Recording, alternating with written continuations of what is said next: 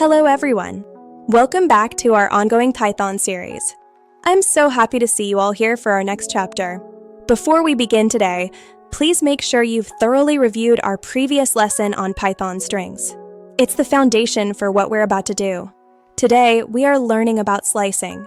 Slicing is one of the most powerful tools in Python for working with text. Essentially, it allows you to extract any specific part of a string by defining a range. Let's see how it works in practice. Use a colon to specify your start and end index. By defining these boundaries, you can extract exactly the substring you need for your program.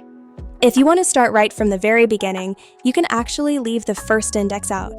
This makes your code cleaner and easier to read. By leaving it blank, Python assumes you want to start at index 0. This gives us the first set of characters immediately. In the same way, you can slice all the way to the end of a string by leaving the second index blank. It's a very flexible way to handle data. Starting from your desired position and going all the way to the end is as simple as adding a colon after your start point. Finally, let's learn how to count from the end of the string using negative indexing. This is perfect for when you know the end of the string, but not the length. Negative values count backwards. This example slices from position -6 up to, but not including -1. It's a great way to extract text from the end of your string. Now, open PyCharm.